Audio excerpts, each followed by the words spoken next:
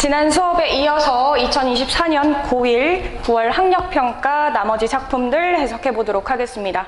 자, 일단 우리가 고전 문학 작품들을 보도록 할 건데요. 첫 번째 작품은 합강정가라고 하는 작품입니다. 일단 합강정가라는 작품의 문제에 붙어 있는 보기부터 확인을 꼭 해줘야 되는데요. 보기의 첫 번째 줄을 볼게요. 자, 보기 시작 부분을 보면은 합강정가에는 순실을 온 관찰사를 위한 뱃놀이와 관련한 현실을 비판한 작품이다 라고 얘기했습니다. 그러면 순실을 온 관찰사가 뱃놀이를 하는데 그와 관련된 부정적인 측면에 대해서 비판을 하고 있는 거겠죠.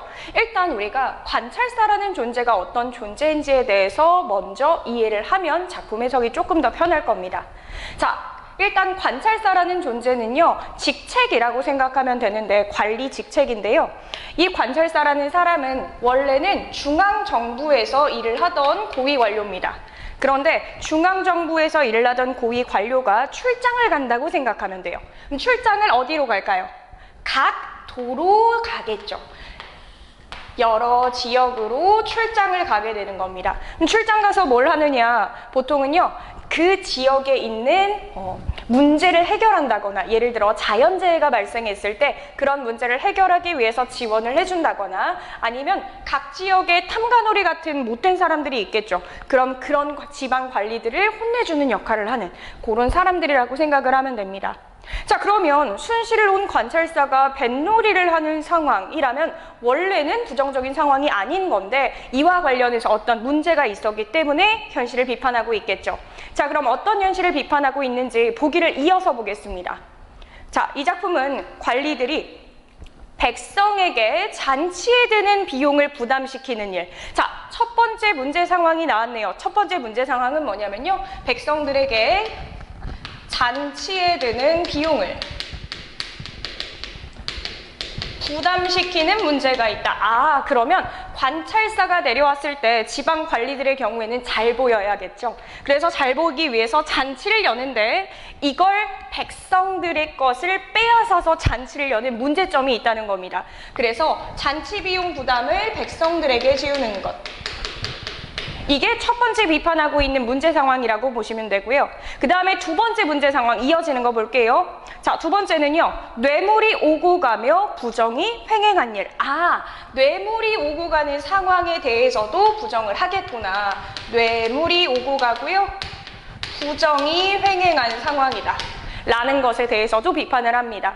자, 이런 식으로 보기에서 비판하는 대상이 단 한 가지가 아닌 경우에 우리는 작품에서 정확하게 어떤 것을 비판하고 있는지, 어느 부분에서 어떤 내용을 비판하는지 분리해서 정리를 해줘야겠습니다. 자, 다음으로 세 번째 볼게요. 백성들이 가렴죽으로 인해 유랑민이 되는 일. 아, 지금 첫 번째 것과 관련이 있겠네요. 세 번째는요, 가렴죽으로 인해서 백성들이 유랑민이 되는 상황에 대해서 비판을 한다고 합니다. 일단 우리 가렴주구라는 한자성어를 알아야 하는데요. 이 가렴주구는 가혹하게, 지나치게 세금을 거두는 것이라고 생각하면 되겠습니다. 그러면 잔치 비용을 부담시키면서 백성들에게 빼앗아가고 가혹하게 세금을 거두면서 또 빼앗아간다는 겁니다. 그로 인해서 백성들은요, 못 살겠다, 떠도는 유랑민이 됩니다. 자, 유랑민이 되는 과정과 관련해서도 마찬가지로 지문의 어느 부분에서 이러한 비판이 드러나는지 확인해 줘야겠습니다.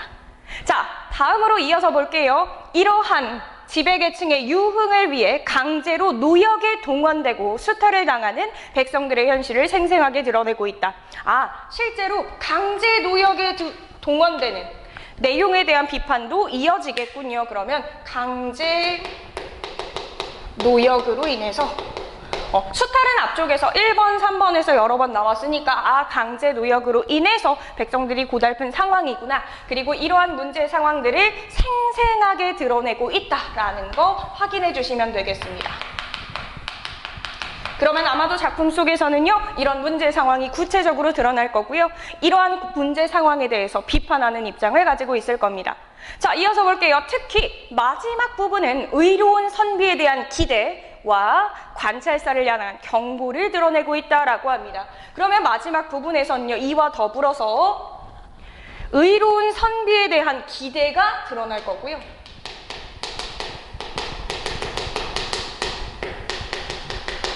그리고 마지막 부분에서 관찰사를 향한 경고가 드러날 겁니다.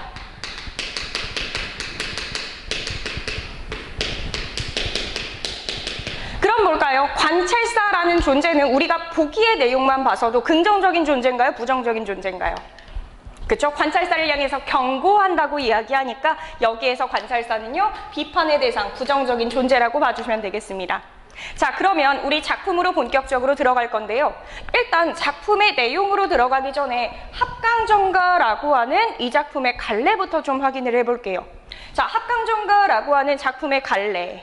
보통 무슨 곡, 무슨 가로 끝나는 경우에 가사인 경우가 많습니다. 자, 이 작품 이따 내용을 보면서 사음보 연속체라는 걸 확인하면서 우리가 가사라는 점 확인할 수 있을 텐데 일단 가사입니다.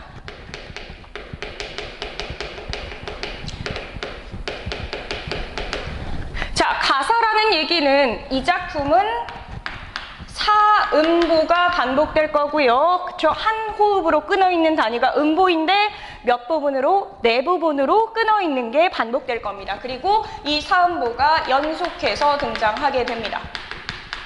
따라서 갈래상 특징으로 무슨 얘기를 할 수 있냐면 사음보 연속체이기 때문에 일단 가사는 시가의 한 종류가 많습니다. 하지만 연속체여서 굉장히 길어지기 때문에 산문적인 성격이 있다라고 해도 갈래상 특징 맞다는 거 주의해주면 되겠습니다. 산문적인 성격도 가지고 있다. 하지만 운문이기 때문에 운율 당연히 있겠죠. 사음보이면서 보통은요 3, 4조, 4, 4조의 음수율을 가지게 될 겁니다. 자, 그러면 가사 중에서도 이 작품은요 어떤 가사에 속하냐면, 자, 일단 합강정가 작가가 누구로 나와 있죠? 작자 미상으로 나와 있죠. 작가의 이름이 전해져 오지 않는 경우 보통은 평민 작가라고 생각을 하면 됩니다. 따라서 이 작품도요, 평민의 입장에서 쓴 서민 가사에 해당한다 라는 거 확인할 수 있고요. 또 형식적으로는 어떤지 한번 생각해 봅시다. 우리 정격가사, 변격가사라는 개념이 있는데요. 자, 이 작품은요, 그 중에서도 변격가사에 해당하는 작품입니다. 자, 왜 변격가사인지, 변격가사가 무엇인지 한번 보도록 할게요. 자, 일단 이 변격가사의 반대말은요, 정격가사입니다. 여러분이 이해할 때 격식을 잘 지켰으면 정격가사고요. 격식을 잘 지키지 못했으면, 변형되었으면 변격가사라고 할 겁니다. 그러면 도대체 그 격식, 규칙이 무엇이냐? 자, 시조 종장의 음수율과, 자, 우리가 보는 갈래는 가사죠. 그런데 시조 종장의 음수율과 가사의, 우리가 보는 가사의 마지막 구절,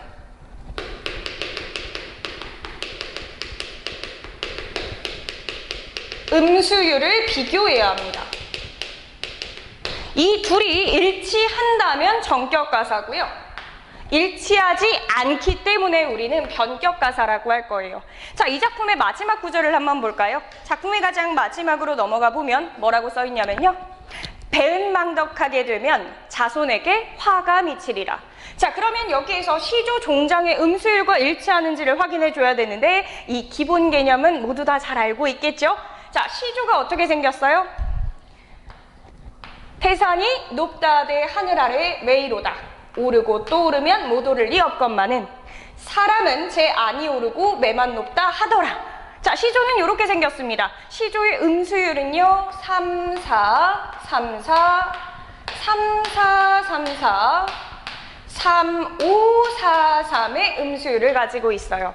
자, 이 중에서 첫 번째 줄을 우리가 초장, 두 번째 줄을 중장, 마지막 줄을 종장이라고 이야기하는데, 이 시조 종장의 음수율이라고 하면 뭡니까? 3, 5, 4, 3의 글자 수가 지켜졌다면 우리는 정격가사라고 할 거고요. 지켜지지 않았다면 변격가사라고 합니다. 자, 그러면 정격가사인지 변격가사인지 우리 판단할 수 있겠죠? 볼까요? 배은망, 덕하게 되면 안 되죠? 지금 자손에게 화가 미, 안 되죠? 자, 그러면 3.543에 해당하지 않으니까 이 작품은 시조종상 음수율과 일치하지 않는 변격 가사에 해당한다 라는 것까지 추가적인 개념으로 기억해두면 되겠습니다. 자, 그러면 우리 이제 본격적으로 작품의 내용으로 들어갈 건데요. 작품의 내용 본격적으로 보기 전에 일단 제목을 한번 볼까요? 합강정가라고 되어 있는데 합강정에서 노래를 부른 거예요. 자, 합강정에서 부른 노래인데 합강정, 정자라고 생각하면 됩니다. 그러면 이건 어디에 있는 정자인가, 어느 강 근처에 있는 정자인가 라고 생각을 해보면요, 전라도 지역에 있는 정자예요. 그러면 요 전라도 지역, 요 지역에 사는 백성들이요, 어느 날 관찰사가 내려왔을 때 관찰사가 뱃놀이 하는 걸 보면서 이런 측면들에 대해서 비판한 노래라고 봐주면 되겠죠. 자, 그러면 본격적으로 첫 번째 줄로 한번 들어가 볼게요. 자, 본격적인 내용 한번 들어가 보겠습니다. 첫 번째 줄을 보면은요, 장마 가뭄에 피해 입은 백성이 관찰사 가을 순행 기다림은, 잘 보세요. 그러면 장마 가뭄에 피해를 이미 백성들이 입은 상태라는 거 확인해 주면 됩니다. 자, 장마 가뭄은 긍정일까요, 부정일까요? 부정이겠죠. 자, 그래서 장마와 가뭄으로 인해서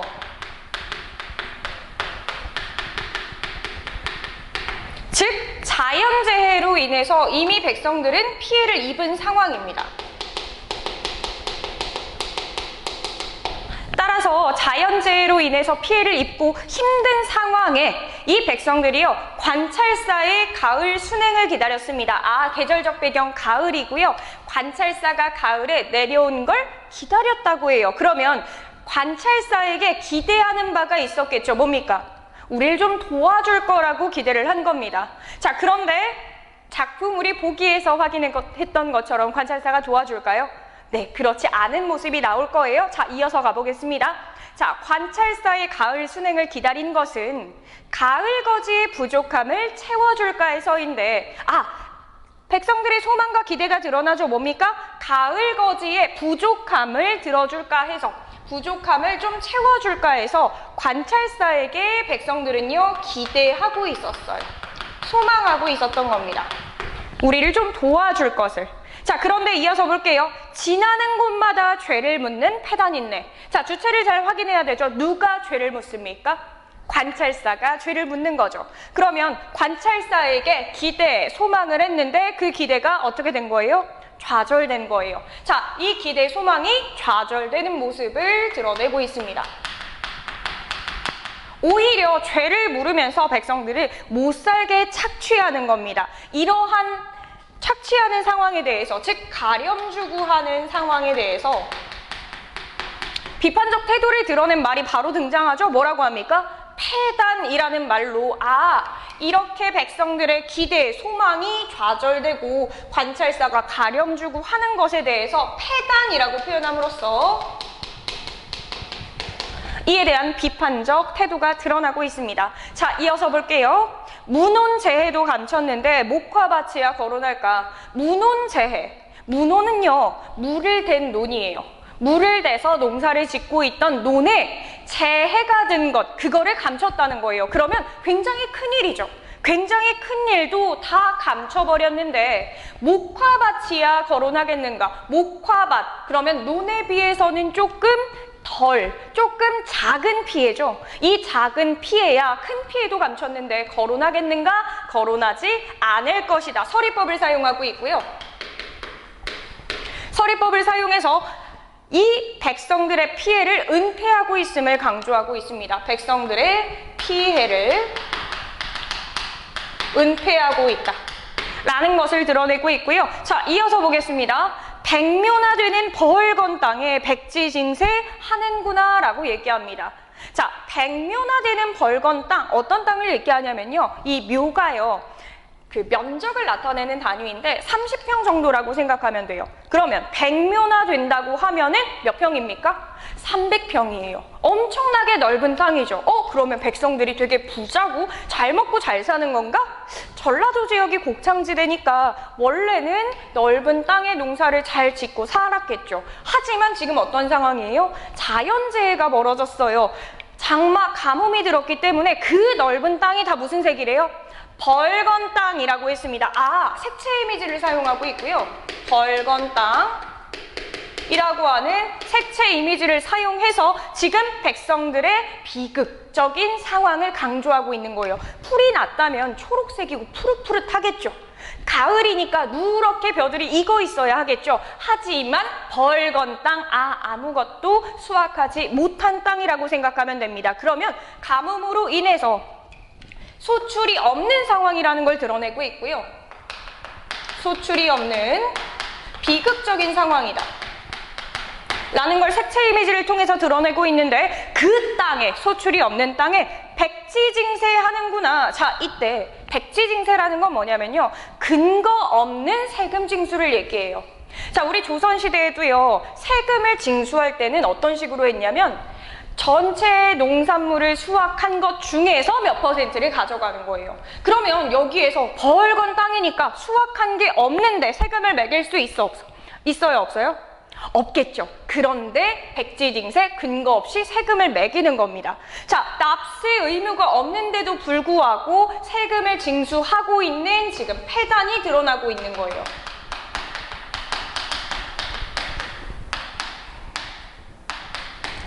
자, 그리고 나서 보겠습니다. 하는구나, 영탄법을 사용해서 이걸 강조하고 있고요. 이 부정적인 상황을 영탄법을 통해서 강조하고 있다. 자, 이어서 보겠습니다. 인자한 우리 임금, 잘 보세요. 임금은 임금인데 어떤 임금이라고 해요? 인자한 우리 임금이라고 하죠. 자, 그러면 이때 임금은요, 비판의 대상일까요? 아니죠. 수식어를 잘 봐줘야 됩니다. 임금은 비판의 대상이 아니에요. 여기에서 임금이라는 존재 잘 봐주셔야 합니다. 자, 일단 우리가 보기에서 확인해서 알고 있듯이 관찰사에 대해서는 비판적인 태도를 보이고 있습니다. 그런데 임금에 대해서는요, 긍정적인 태도를 보이고 있고요. 비판의 대상이 아니라는 점 주의하세요. 자, 비판의 대상이 아니고요. 인자한 우리 임금님이라고 긍정적으로 보고 있어요. 오히려 충의의 대상으로 해석을 해줘야 합니다. 왜냐면요, 이어지는 거 볼게요. 자, 화자가 추측하기로 인자한 우리 임금님은 어떤 생각을 하냐면, 곡식 한 묶음 요만큼도 모래가 덮여서 못 쓰게 될까봐 염려해 주시는데, 아, 임금님 태도 어때요? 걱정하고 있는 거죠? 임금님은 걱정하는 태도를 보이는데, 그러면 반대 입장인 사람이 있겠죠. 이어서 볼게요. 불쌍한 백성의 논밭에다가 좁은 길을 넓히란다. 잘 보세요. 그러면 임금에 대해서는 우리를 걱정해주는 사람이라고 생각하는데, 논밭에다가 좁은 길을 넓히라고 하는 사람들, 탐관오리, 관리들이라고 생각하면 되겠습니다. 그러면 이 관리들은요, 백성을 걱정하지 않고 비판의 대상이 되는 사람들이에요. 자, 그리고 나서 볼게요. 논밭에다가 좁은 길을 넓히라고 합니다. 자, 두 가지 문제가 있죠. 논밭에다가 길을 넓히게 되면 그 땅을 농사를 지을 수가 없겠죠. 그러면 수탈인 거예요. 그런데 플러스 넓히라고 이야기만 하지, 땅 좀 빌려줘, 우리가 길 넓힐게 라고 하진 않겠죠. 그럼 뭡니까? 우리에게 뭐까지 시키는 거예요? 강제 노역까지 시키는 거 우리가 확인할 수 있는 거예요. 그러면 볼게요. 비판의 대상이면서 관리들이 부당한 행위를 하고 있는 겁니다, 결국에는. 그럼 이 둘의 태도가 뭐 된다고 볼 수 있을까요? 착취하고 있는 거니까 둘의 태도가 대조된다 라는 포인트 하나 확인해 주시고요. 그러면 도대체 왜 임금에 대해서는 이렇게 긍정적인 태도를 보일까? 작가가 평민인데도 불구하고 왜 충의의 대상이라는 말이 나올까 궁금하죠. 이건 뭐라고 생각해 주면 되냐면, 당대 백성들이 임금에 대한 보편적인 인식이 그냥 드러난 거다라고 생각하면 돼요.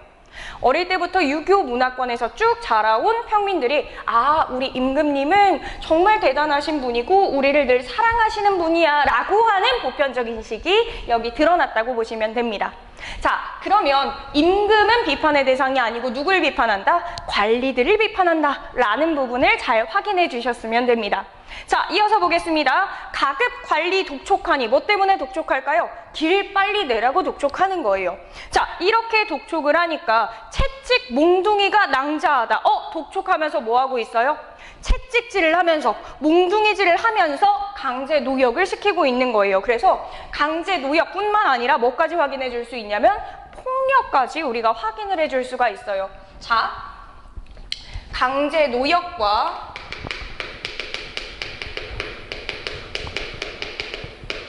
폭력적인 행사를 하고 있는 모습이 드러납니다. 보기에서 한번 얘기했었던 거죠. 이 부분 우리 방금 확인을 했고요. 자, 이어서 보겠습니다. 허다한 관인들이, 아주 많은 관리들이 대호, 소호에 분담시켜. 자, 이때 대호와 소호는요, 대호 큰 집이고요, 소호 작은 집입니다.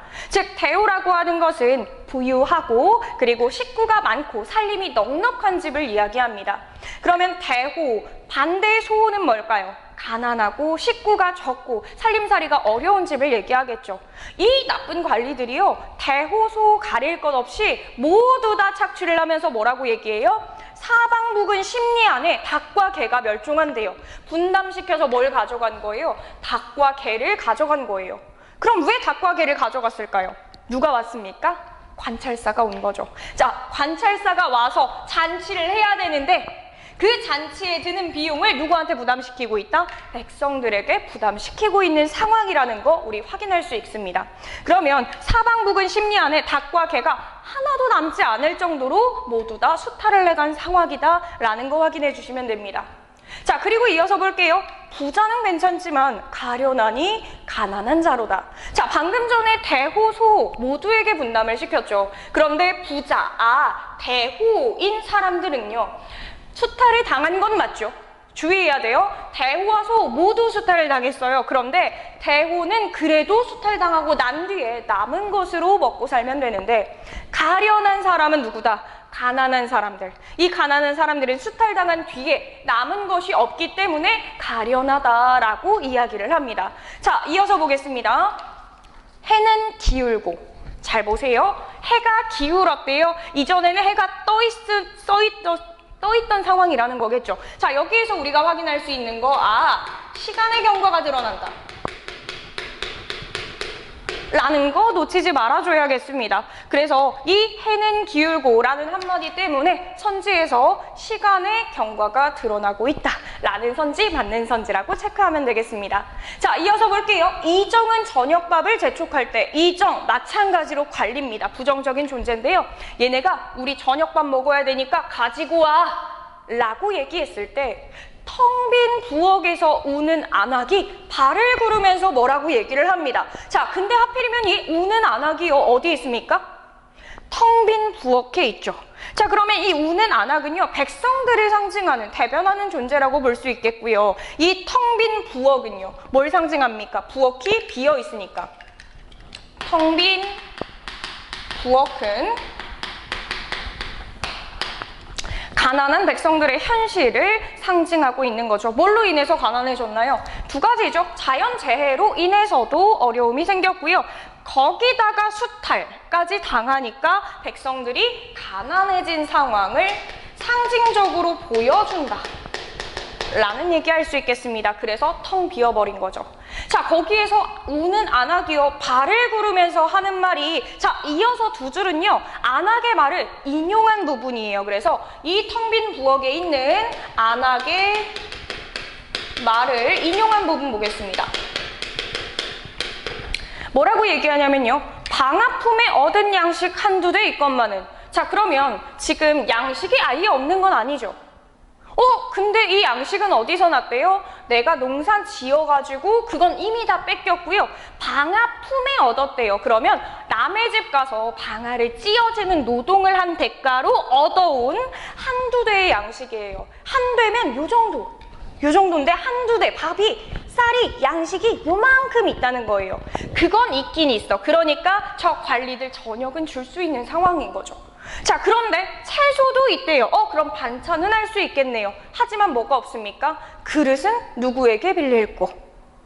그릇조차 남지 않은 굉장히 비참한 현실을 얘기하는 거겠죠. 자, 지금 그릇이 없는 상황이에요. 그럼 누구한테 빌릴까라고 생각하는데 그 밑에 줄 볼게요.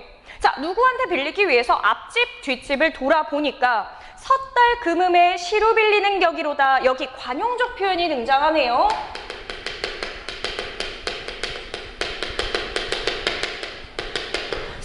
금음에 시루 빌리는 격이로다. 섣달 금음은요, 우리 명절 생각하면 되겠습니다. 명절 때는 맛있는 거 많이 먹고 떡도 쪄먹고 하잖아요. 그 떡을 찔 때 필요한 게 바로 시루예요. 그런데 명절 때 다들 떡을 해 먹을 테니까 다들 시루를 쓰고 있겠죠? 그러면 빌릴 수가 있어요, 없어요? 없겠죠. 즉 무슨 얘기냐면 되지도 않을 일을 위해서 애쓴다는 거예요. 안하게 지금 그릇을 빌릴 수 있는 상황이에요? 없는 상황이에요? 없는 상황이라는 겁니다. 그 정도로 주변에 사람들이 그릇이 없을 정도로, 심지어는 다른 집에 그릇을 빌릴 수도 없을 정도로 피폐한 삶을 살고 있었다는 거예요. 자, 이어서 보겠습니다. 한 마을에 닭과 개를 다 먹어치우고, 주체를 잘 확인해야 되죠. 누가 먹어치웠습니까? 탐관오리가 먹어치운 거예요. 탐관오리가 먹어치우고 집집마다 또 거둔단 말인가. 즉 아까 잔치 때문에 닭과 개를 다 멸종시켰죠. 그런데 또 뭐하고 있어요? 가렴 주고 또 거두어드리고 또 가렴 주고 하면서 수탈을 연속적으로 계속하고 있는 상황이에요. 그러면 이미 수탈당한 데 더해서 더 수탈을 하고 있으니까 여기서 사자성어 어떤 거 얘기할 수 있을까요? 설상가상, 그쵸? 혹은 뭐 속담 엎친 데 덮친 격, 이런 것들도 연계해서 한번 볼 수 있겠죠. 자, 이어서 보겠습니다. 대호에는 한양 넘고 소호에도 6, 7전이라. 잘 보세요. 대호, 아까 좀 형편이 넉넉한 집이었죠. 거기에는 한양 넘게 뜯어내는 겁니다. 괜찮죠? 자, 그 다음에 소호에도, 가난한 집에도요 6, 7전을 뜯어내는 겁니다. 주의할 거, 대호와 소호 모두 수탈을 당하고 있는 상황이에요. 자, 이 놀이 다시 하면, 놀이 뭘까요? 지금 잔치하고 있고 합강정에서 뱃놀이 하는 상황이었죠. 이 뱃놀이를 다시 하면 이 백성, 우리들은 못 살겠네 라고 얘기를 합니다. 한탄이죠. 우리는 살 수가 없다. 한 번 더 하면 살아남기 힘들다. 자, 이어서 볼게요. 낙토에서 태어난 사람, 태평성대 좋다요. 지금 낙토라고 하면요, 즐거울 낙자거든요. 즐거운 땅이에요. 어떤 땅이에요? 행복하게 살 수 있는 좋은 땅에서 태어났다고 해요. 나는 원래부터 가난하고 힘든 상황이 아니라 좋은 땅에서 태어났다고 합니다. 왜요? 전라도잖아요. 곡창 지역이에요. 자, 곡창지대였기 때문에 나 좋은 땅에서 태어났다. 그래서 태평성대다. 아, 정말 살기가 좋다. 라고 하면서 편안하게 지내더니 이제 어떻게 되는 거예요? 자연재해와 연이은 수탈들로 인해서 할 일 없이 떠도네. 어떤 상황으로 넘어갔나요? 좋은 땅에서 태어났지만 이후 할 일 없이 떠도는 유랑민이 된 처지를 이야기합니다. 자, 우리 아까 보기에서 이야기했던 가렴죽으로 인해서 유랑민이 되는 현실에 대한 비판, 지금부터 이어지겠네요. 자, 그러면 보겠습니다. 한 사람의 호사가 몇 사람의 난리되고. 잘 보세요. 한 사람은 호사스럽게 잘 놀고 있어요. 누굽니까? 탐관오리 혹은 관찰사 얘기할 수 있겠죠. 탐관오리 관찰사는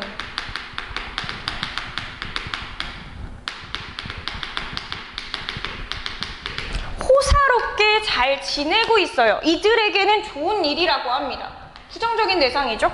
자, 근데 이들을 잔치하고 먹여 살리기 위해서 뭐합니까? 백성들, 몇 사람들은 난리가 난다는 겁니다. 그러면 이 몇 사람들 누구예요? 백성들이에요. 백성들은요, 이들에게 좋은 일, 호사를 위해서요, 난리를 겪고 있는 상황입니다. 자, 이 둘이 마찬가지로 또 뭐 되는 겁니까? 대조적인 모습을 보이고 있는 거죠. 이들의 상황이. 자, 이어서 보겠습니다. 집과 논밭을 다 팔고서 어디로 가잔 말인고. 잘 보세요. 유랑민이 되는 상황이 나와 있는데요. 집과 논밭을 다 팔았어요. 왜 그럴까요? 자연재해로 인해서 이미 많이 힘들어진 상황인데 그때 연이은 수탈, 연이은 뭐예요? 가렴 주고 가혹하게 거두는 세금으로 인해서 뭐합니까?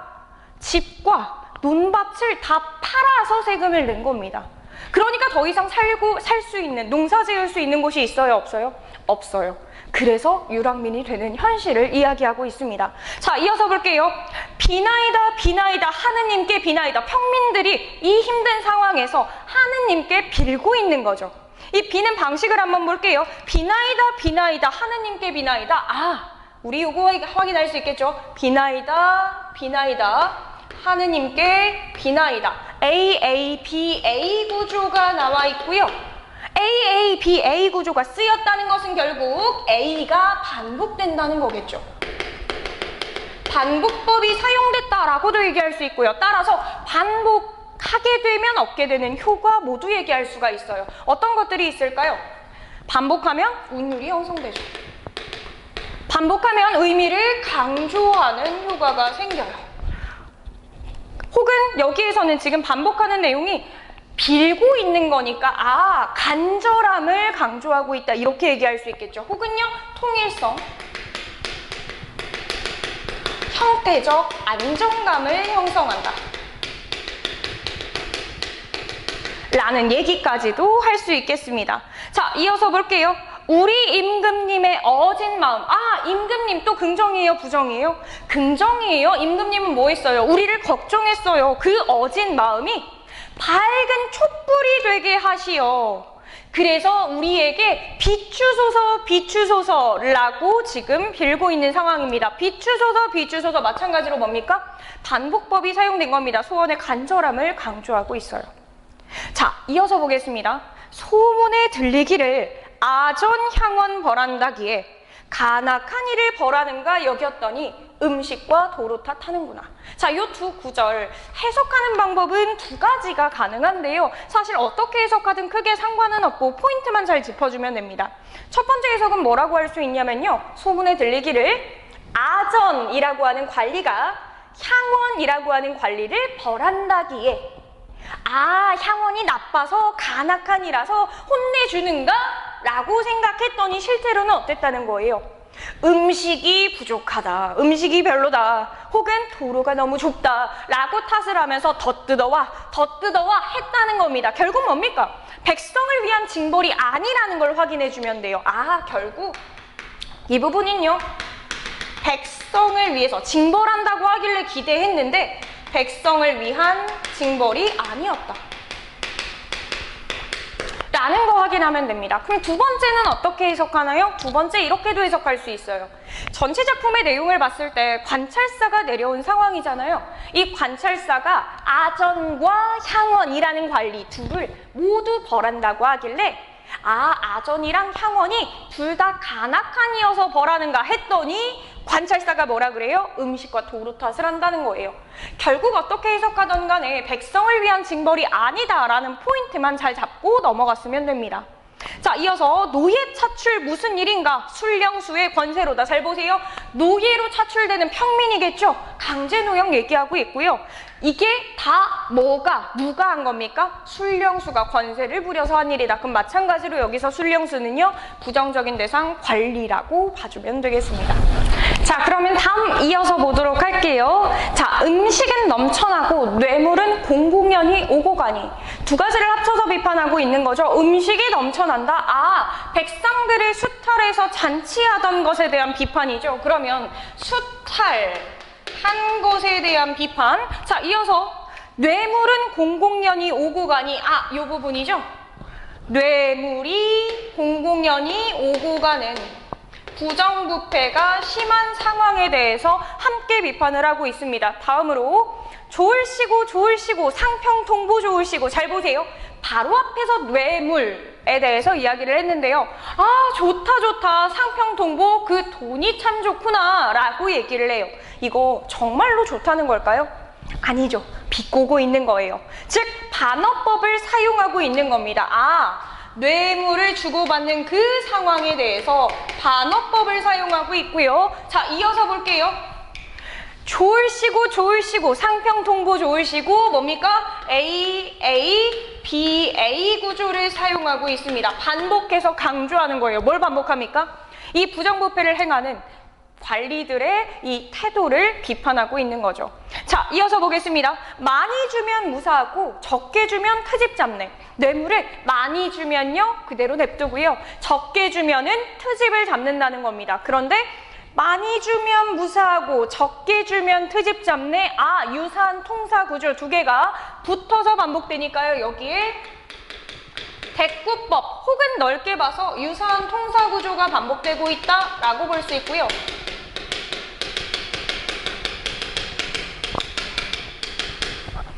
또한 그 내용을 봤을 때 많이 주면 어떻고 적게 주면 이렇게 된다라고 얘기하니까 대조까지도 얘기를 해줄 수가 있겠습니다. 대꾸와 대조를 사용하고 있어요. 이 대꾸와 대조는 이어서도 여러 번 나올 겁니다. 자, 춘당대에 치는 장막, 오목대에 무슨 일인고? 춘당대라는 건 뭐냐면요, 과거 시험장이에요. 과거 시험장이 춘당대인데 당시 과거 시험을 좀 생각을 해보면요, 과거 시험은요, 1차 시험은 지방에서 봐요.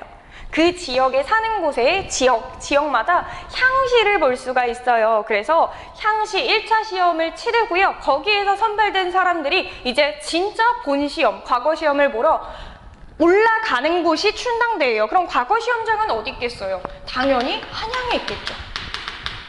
한양에 있는 과거 시험장에 있는 춘당대에 치는 그 장막이요, 오목대에 무슨 일인가 라고 얘기를 합니다. 그러면 오목대는 어딜까요? 오목대라는 곳은요, 이거 전라도의 지명 이름이에요. 원래는 향시 정도만 보고 본 시험을 보는 곳이 아닌데 그 춘당대에 치는 장막, 즉 과거 시험장이요, 전라도 지역에 있는 것과 마찬가지라는 거예요. 그럼 이걸 어떻게 해석해야 할까요? 방금 앞에서 무슨 얘기하고 있었습니까? 뇌물을 주고받는 상황을 얘기하고 있었죠. 아, 그러면 과거 시험장이 지금 이곳 오목대에서 있는 것과 마찬가지다 라고 비판하는 거예요. 여기에서 돈을 받고 뭐 하는 거예요?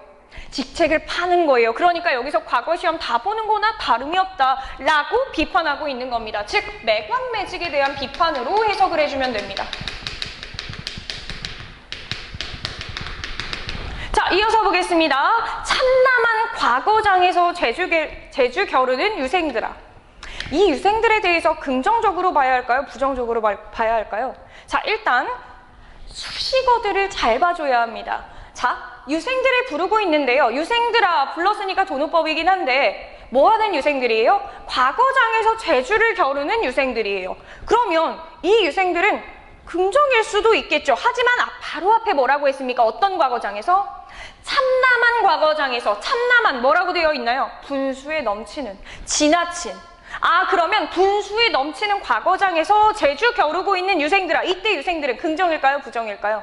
부정인 겁니다. 자, 그래서 이때 유생들은 부정적으로 지금 화자가 보고 있다는 거 확인할 수 있고요. 이 참남한 과거장에서, 분수에 넘치는 과거장에서 이렇게 진정으로 백성들에 대한 공감 없이 그냥 제주나 겨루고 있는 유생들아, 53주 시의 양에 의로운 선비 하나 없단 말인가. 잘 보세요. 53주는 뭐냐면은 조선시대에 전라도의 53주, 전라도 전체가 53주였거든요. 그러면 전라도 전체에 의로운 선비 하나가 없단 말인가 라고 얘기하는 거예요. 그럼 잘 보세요. 이거 서리법으로도 영탄법으로도 얘기할 수 있겠죠. 이 전라도 전체에요, 의로운 선비가 정말 하나도 없단 말인가? 영탄법이든 서리법이든 우리 한탄이라고 볼 수 있겠죠. 진짜 없나? 그런데 이렇게도 생각할 수 있어요. 의로운 선비 하나가 없단 말인가? 즉 있었으면 좋겠다는 거예요. 의로운 선비가 있었으면 좋겠다. 그러니까 뭐라고 얘기할 수 있어요? 보기에서 나온 의로운 선비에 대한 기대 얘기할 수 있는 거예요. 다만 이 의로운 선비가 하나도 없단 말인가, 있었으면 좋겠다라는 기대이기 때문에 이때의 기대는요, 낙관적인 기대는 아니겠죠. 반드시 등장할 거야 라는 믿음 혹은 낙관적인 기대라고 보기는 어려워요. 있었으면 좋겠다라는 얘기이기 때문에 기대는 맞다라는 거 확인해 주시고요. 자, 이어서 보겠습니다. 먹을 복 좋은 우리 순상. 자, 여기서부터 요 세 줄은요, 요 순상이 뭐냐면 순차라는 벼슬이라고 돼 있죠. 즉 관찰사 얘기하는 거예요. 그러면 순차라는 벼슬, 요 순차라는 벼슬 관찰사에 대해서 뭐라고 얘기하냐면요. 먹을 복이 좋대요. 왜 먹을 복이 좋다고 할까요? 내려오니까 주변에 있는 백성들의 닭과 개를 다 잡아가서 먹을 걸 주잖아요. 그러니까 먹을 복이 좋다고 하는데 이거 정말 좋아서 하는 얘기일까요? 아니겠죠. 자, 그래서 먹을 복이 아주 좋구만이라고 뭐 하는 겁니까? 반어법을 통해서 비판하고 있는 거예요. 그래서 이 순상, 관찰사에 대한 비판인데요. 이 비판의 방식을 뭘 통해서? 반어법을 통해서 비판하고 있다 라는 거 확인해 주시고요. 자, 이어서 볼게요. 출세운 좋은 우리 순상, 마찬가지로 반어법을 통해서 비판하는 거죠. 근데 이거 좋은 우리 순상, 출세운 좋은 우리 순상, 또 뭐 하고 있어요? 대꾸법을 사용하고 있어요. 유사한 통사구조를 반복하고 있어요. 자, 그리고 이 순상은요, 이 관찰사는요, 들어오시면 육조판서, 나가시면 팔도 관찰사래요. 자, 그럼 잘 생각해 보세요. 아까 전에 선생님이 이 관찰사는요, 한양 중심 지역, 중심 그 수도에 있을 때는 뭐예요? 높은 직위를 가진 육조 판서인 거예요. 그럼 들어가는 건 어디로? 한양에 들어가시면 육조 판서예요. 그 다음에 나오면요. 출장을 나오면 팔도 관찰사인 거예요. 괜찮나요? 순상, 관찰사, 비판의 대상이고요. 그럼 여기 대꾸, 대조 둘 다 얘기할 수 있겠죠? 자, 이 관찰사에 대해서 공명도 거룩하고 부귀도 정말 끝이 없다라고 얘기를 합니다. 마찬가지로 반어법을 통해서 비판하는 부분이고요. 자, 이어서 보겠습니다. 지금부터 이 관찰사에 대해서 반어법, 대꾸법 사용해서 비판하고요. 뭐 나오겠습니까? 마지막 부분에 경고 나옵니다. 자, 뭐라고 경고하는지를 잘 볼게요. 자, 망극하도다 나라 은혜요. 감격스럽도다 임금님 은혜요. 주의하세요. 반어법이 아닙니다. 자, 임금은 비판의 대상이 아니었죠. 그러면 임금님 은혜는 진짜 감격스럽다고 하는 거예요. 나라의 은혜가 망극하다, 정말 끝이 없다고 하는 거예요. 그러면 나라의 은혜, 임금님 은혜가 정말 끝이 없다라고 얘기를 하면서 그 밑에 줄 볼게요. 한 토막의 절개라도 있다면 누가요? 관찰사가. 이 탐관오리들이, 이 부정부패한 관리들이 마음속에 한 토막에 요만큼의 절개라도 있다면, 만약 그렇다면 온 힘을 다해서 은혜에 보답해야 된다는 거예요. 누구의 은혜? 나라의 은혜, 임금님의 은혜가 이렇게 큰데 관찰사 너희들, 탐관오리 너희들 보답해야 된다는 거예요. 마음에 조금이라도 절개가 남아있다면. 그러면서 뭐라 그래요? 배은망덕하게 되면, 배은망덕 뭡니까? 그 은혜를 저버리고 배신하게 되면 누구의 은혜예요? 나라의 은혜, 임금님의 은혜를 저버리고 배은망덕하게 되면요, 자손에게 화가 미치리라 라고 경고하고 있는 거예요. 그러면 잘 보세요. 일단 망극하도다 나라 은혜요. 여기에서 망극하도다, 감격스럽도다 경고를 하는데요. 영탄법을 사용해서 뭐에 대해서 얘기해요? 나라의 은혜, 임금님의 은혜에 대해서 얘기하죠. 근데 망극하도다 나라 은혜요, 감격스럽도다 임금님 은혜요, 대꾸법도 쓰였고요. 하나 더 쓰인 거 있죠? 뭡니까? 원래 문장은 어떻게 가야 돼요? 나라 은혜가 망극하고요, 임금님 은혜가 감격스러운 거죠. 그런데 문장 순서 바꿨으니까 도치법이 사용되었다 라는 것까지 얘기할 수 있겠어요. 자, 그러한 은혜에 한 토막의 절개라도 있다면, 만약, 자, 절개가 지금 있다고 얘기하는 게 아니죠. 요만큼이라도 너희가 절개를 가지고 있다면 온 힘을 다해서 은혜에 보답하리라. 은혜에 보답해야 된다. 그럼 은혜에 보답하는 건 어떻게 해야 된다는 겁니까? 임금님이 뭐 걱정했어요? 요만큼이라도 흙에 덮일까, 모래에 덮일까 염려하고 있었죠. 백성들을 염려하는 그 마음을 그대로 이어가줘야 된다는 겁니다. 즉, 백성을 구제하고요, 탐관오리를 징벌해야 된다는 거예요. 그렇게 하지 않으면, 배은망덕하게 되면 자손에게 화가 미치리라 라고 대놓고 경고를 하고 있어요. 따라서 이때 경고는요, 마지막 줄을 고려했을 때 관리들에 대한 직접적인 비판이 드러난다라고 얘기할 수 있습니다. 직접적인 비판이 드러난다. 자손에게까지도 배은망덕하게 되면 화가 미칠 것이다 라고 경고하고 있습니다. 결국 이 작품은 부패한 관리에 대한 비판과 그리고 경고의 내용을 담고 있는 작품이라고 볼 수 있어요. 그 과정에서 백성들이 얼마나 힘겹고 어렵게 수탈을 당하고 있었는지까지 우리가 좀 생생하게 확인을 해봤습니다. 자, 그러면 우리 합강정가 분석을 했으니까요. 이어서 다음 작품으로 넘어가 볼게요. 자, 그러면 이번 작품은요. 이현보라는 작가의 귀전록이라는 작품 보도록 하겠습니다. 일단 이 귀전록이라는 작품의 제목부터 먼저 확인을 해볼게요. 자, 이 귀자는요. 우리가 귀가하다라고 할 때 귀자예요. 즉 돌아가다라는 뜻이에요. 돌아가다. 그런데 어디로 돌아간다고 하냐면 밭으로 돌아간다고 하는 거거든요. 밭으로 돌아간다. 진짜 밭만을 이야기하는 건 아니고요. 농토로 돌아간다. 농토 어디 있을까요? 고향에 있을 거예요. 그래서 고향, 농토. 즉 자연으로 돌아가겠다라고 이야기하는 노래라고 생각해주면 됩니다. 그러면 자연으로 돌아가서 쓴 시 이 귀전록이라는 작품은요. 갈래상 연시조에 해당을 하고요. 시조 어떻게 생겼는지 우리 방금 전 작품 합강정가를 보면서 잠깐 봤었죠. 자, 그 시조가 여러 개 연달아서 나오면 우리는 연시조라고 이야기하고요. 각각의 연을 1수, 2수, 3수 이렇게 이야기하는 게 보편적이에요. 그런데 이 작품 같은 경우에는 숫자가 아니라 소제목이 달려 있어요. 자, 그 첫 번째 소제목에 해당하는 효빈가부터 먼저 보도록 할게요. 자, 효빈가에서는 무슨 얘기를 하냐면요. 주변에 혹시 그런 친구 없나요?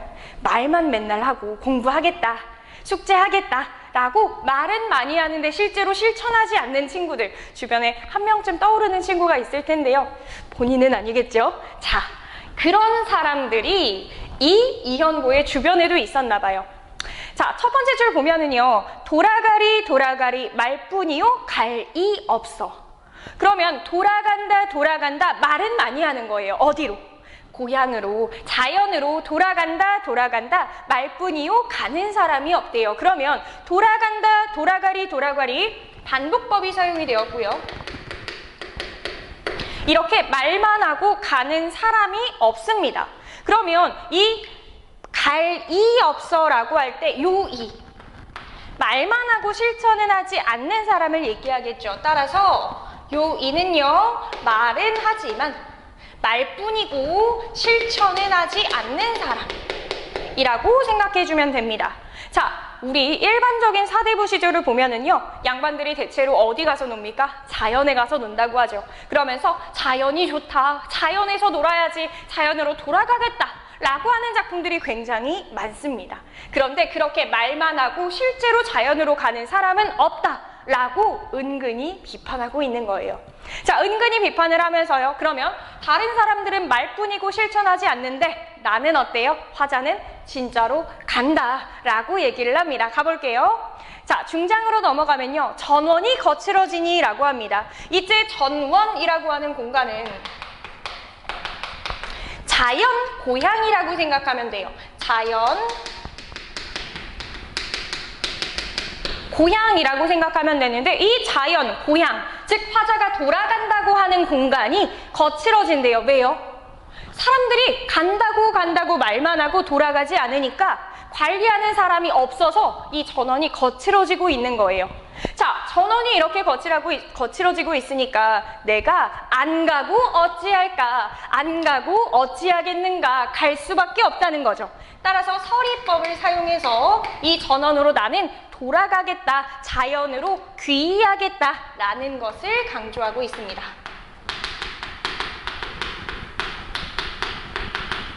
난 자연으로 돌아갈 수밖에 없다. 전원이 거칠어지고 있어서. 자, 이어서 종장 보면은요.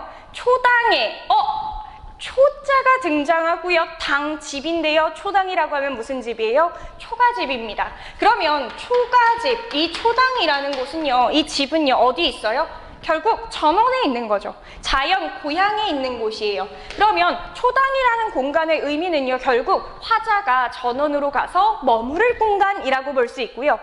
또 뭐라고 얘기할 수 있냐면 자, 작가 이현보는 사대부예요. 사대부인데 전원, 자연으로 돌아가서 초가집에 머무를 거라고 합니다. 소박한 집이 나왔죠.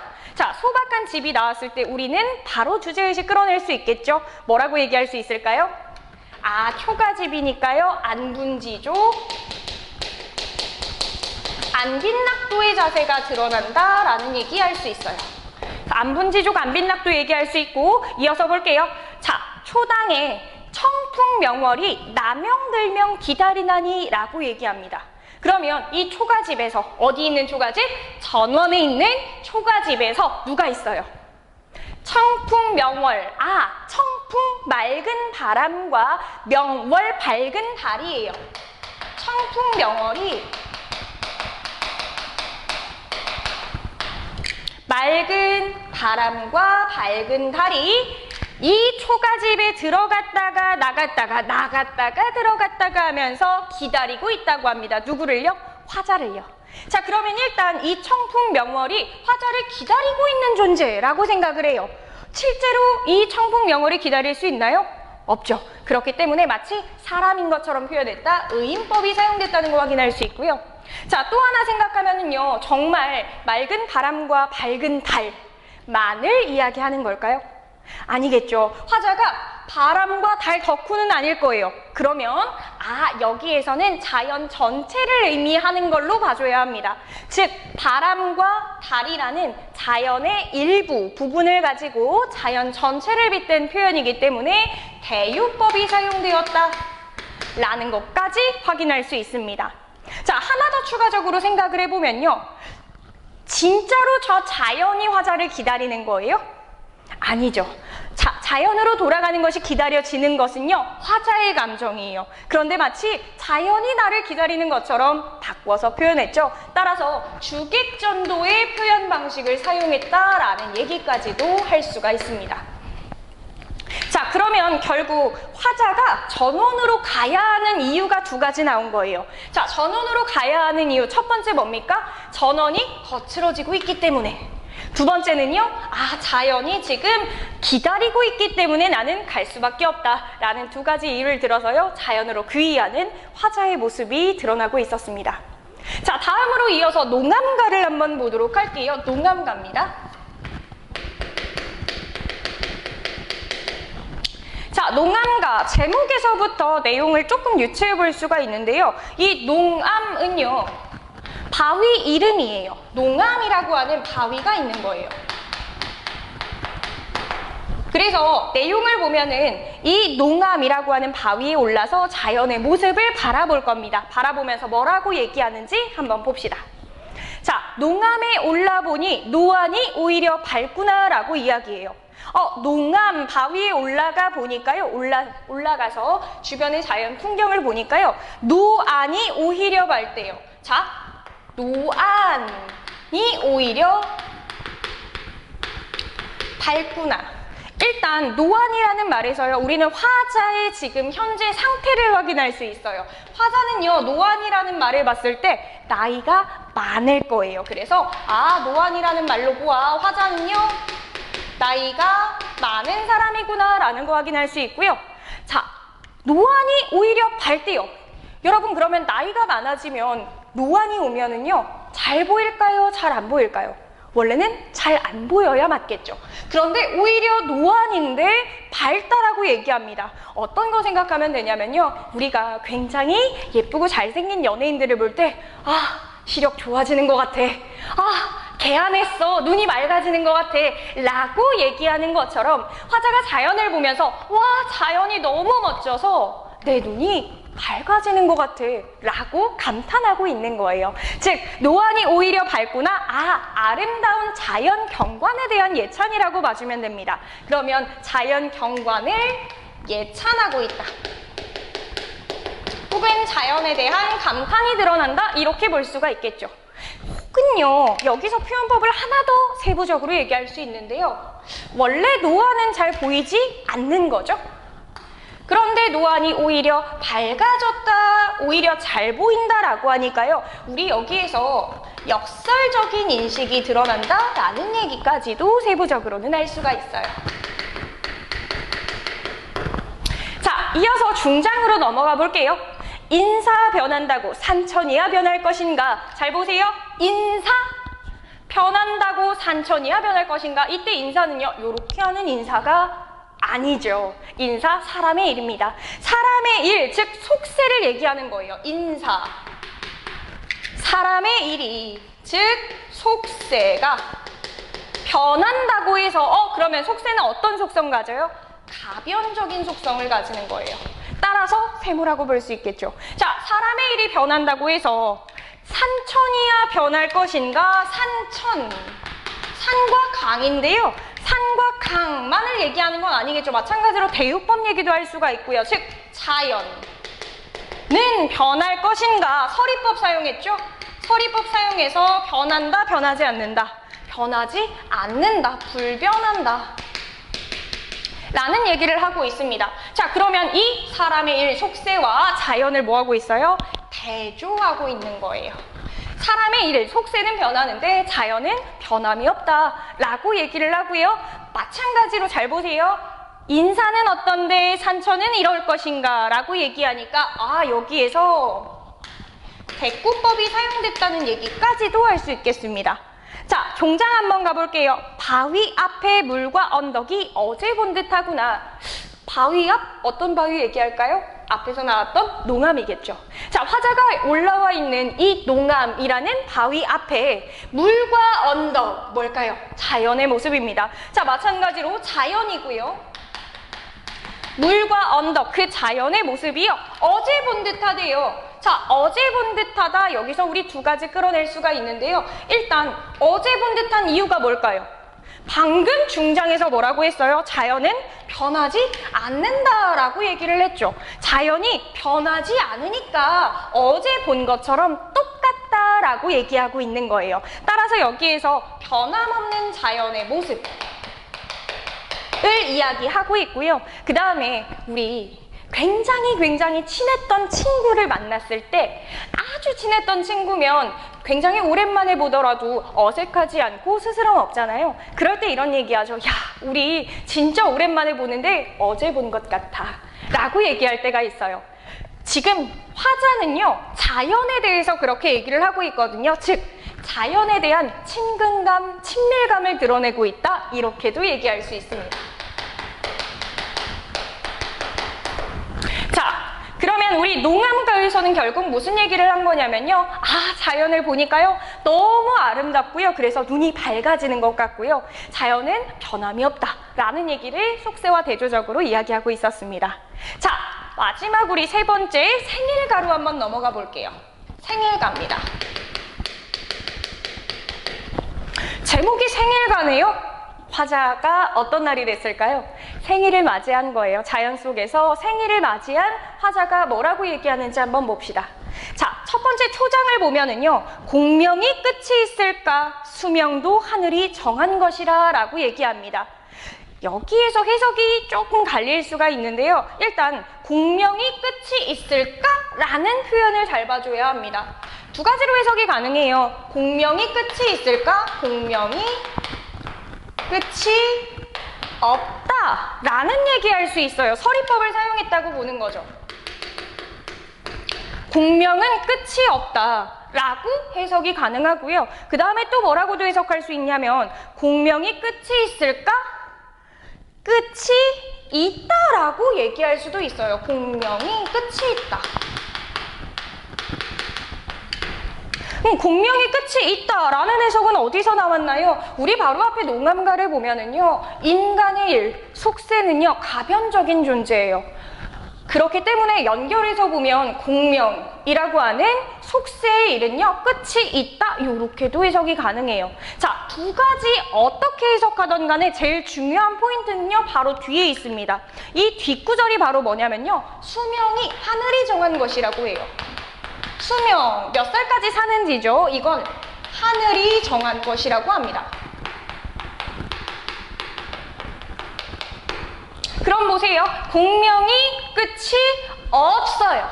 공명이 끝이 없고 공명을 이루는 건 끝이 없이 계속 이어지는 건데 사람은 언젠가 죽잖아요. 공명을 추구하는 사람은 언젠가 죽기 때문에 결국 뭐예요? 공명은 끝이 있게 되는 거예요. 이해됐나요? 자, 그러면 수명은 하늘이 정한 것이다 라고 얘기를 해요. 운명이라는 거죠. 그래서 운명론적인 태도가 드러난다 라는 게 포인트가 되겠습니다. 운명론적인 태도가 드러난다. 운명으로 받아들이고 있는 거예요. 자, 공명이 끝이 있다라고 해석할 때도 마찬가지죠. 공명이 끝이 있고 수명도 하늘이 정한 것이다. 다 뭐에 달려있다? 하늘에 달려있다는 거예요. 공명이 있다고 해석하던 없다고 해석하던 간에 둘 다 상관없이 끝이 있건 없건 모두 하늘이 정한 거라고 얘기하기 때문에 공명과 수명은요 다 운명에 달린 거야 라고 얘기하는 부분을 잘 찾아주면 됩니다. 자, 중장으로 한번 넘어갈게요. 금서띠의 굽은 허리에 금서띠가 뭘까요? 자, 요거 뜻풀이가 나와 있죠. 이 금서띠라는 것은요 관원, 특정한 관원이 허리에다가 매는 띠예요. 그러면 이 금서띠 를 맸다고 하는 것으로 보아 화자가 과거 생활을 했음을 알 수가 있겠죠. 화자는 금서띠라는 표현으로 보아 관직 생활을 했구나. 관리로서의 생활을 했구나라는 거 확인할 수 있고요. 자, 금서띠의 굽은 허리에 잘 보세요. 금서띠를요 매고 있으면 자, 금서띠를 맨 것 때문에 허리가 굽었대요. 그러면 오래 맸을까요? 아니면 잠깐 맸을까요? 오래 매고 있었던 거예요. 오랫동안 뭘 한 거예요? 금서띠를 메고 관직 생활을 한 거예요. 그래서 허리가 굽은 거죠. 아, 그러면 여기에서 화자가 관직 생활을 하긴 했는데 플러스 오랜 기간 동안 관직 생활을 했구나. 그리고 화자는 아까랑 마찬가지로 나이가 많구나라는 거 확인할 수 있겠죠. 자, 금서띠 관직 생활을 하느라고 굽은 허리에 80 넘어 만난 봄이 그 몇 해요라고 얘기를 합니다.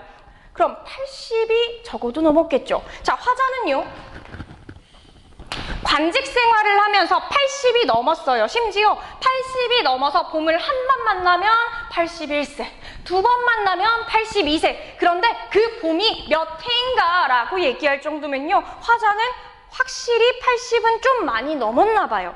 자, 그러면 이 봄이라는 시간은요 화자가 나이를 먹을 때까지 관직 생활을 쭉 하면서, 즉 공명을 쭉 쌓아오면서 그 이후에도 계속해서 뭐예요? 공명을 쌓으면서 나이를 계속 먹어갔다는 거예요. 그러면 결국 뭐냐면요 봄을 여러 번 맞이했다는 것은 내가 관직 생활을 하면서 공명을 쌓으면서 오래 살았다, 장수했다 라는 것에 대한 만족감이 드러난다. 이렇게 볼 수 있겠죠. 그러면 앞부분 다시 해석을 할 수 있죠. 공명이 끝이 있건 없건 수명과 공명은 모두 하늘이 정한 건데 나는 둘 다 많이 가지고 있다 라는 만족감이라고 봐주면 됩니다. 자, 종장으로 한번 가볼게요. 해마다 오늘 같은 날이, 오늘 같은 날 어떤 날 얘기할까요? 화자의 생일이겠죠. 계속 이렇게 해마다 맞이하는 생일, 오늘 같은 날이 역시 누구 덕분이다? 임금님의 은혜로다라고 얘기합니다. 아, 그러면 공명과 장수에 대한 만족감을 화자가 가지고 있는데 이거 다 누구 덕분이에요? 임금님 덕분이다. 임금님의 은혜에 감사하는 즉 유교적인 충의 사상이 드러나는 부분이라고 볼 수 있어요. 아, 그러면요 지금 공명이든 수명이든 하늘에 달린 거고요. 그거 다 누구 덕분이에요? 그걸 오래 누린 것은 임금님 덕분이다 라고 충의 사상을 드러내고 있는 작품이라고 볼 수 있습니다. 자, 그러면 우리 이현보의 귀전록까지 확인을 해봤고요. 이어서 세경본풀이로 넘어갈게요.